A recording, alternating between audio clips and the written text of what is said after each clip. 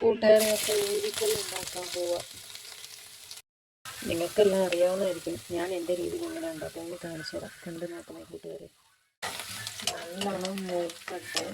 ഇത് നല്ലോണം മൂക്കണം കൂട്ടുകാർ. നല്ലോണം മൂത്തിട്ടുണ്ട്. നമുക്ക് മാറ്റി ജാറിനൊക്കെ പോകും. ഇത് നല്ലോണം മൂക്കട്ടെ. എന്നിട്ട് കൂട്ടുകാരെ ഉള്ളിയൊക്കെ നല്ലോണം മൂത്തു. ഇഞ്ചിയും കൊച്ചുള്ളിയും മൂപ്പിച്ച എണ്ണയ്ക്കകത്ത് തന്നെ നമുക്ക് കടുക് പൊട്ടിക്കാം. അതിനകത്ത് ഒരു കഷ്ണം കായും കൂടി ഇടണം, ചെറിയ കഷ്ണം. മല്ലിപ്പൊടി 1 സ്പൂൺ, മുളക് പൊടി 1 സ്പൂൺ, 1.5 സ്പൂൺ ഇടാം. 1.5 സ്പൂൺ ഇട്ടിട്ട് നല്ലോണം ഇതിൽ ഇളക്കാം. മൂത്ത് വരട്ടെ.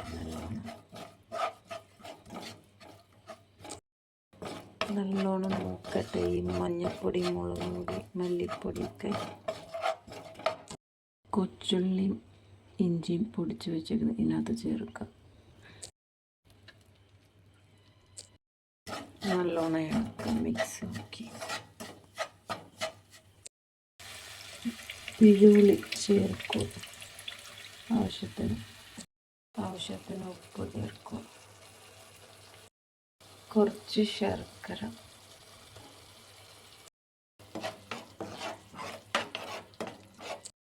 കൂട്ടുകാരെ അപ്പോൾ കണ്ടോ, ഇഞ്ചിക്കറി റെഡിയായി. ശകലം ഉലുവപ്പൊടിയും കൂടി ചേർത്തായിരുന്നു. ഞാനത് വീഡിയോ എടുക്കാൻ പറ്റിയില്ല. അപ്പോൾ ഇത്രയേ ഉള്ളൂ. എല്ലാവരും ഒന്ന് ചെയ്ത് നോക്കണേ കേട്ടോ. ഓക്കെ, അടുത്ത വീഡിയോ ആയിട്ട് വരാം കൂട്ടുകാരെ. ബൈ.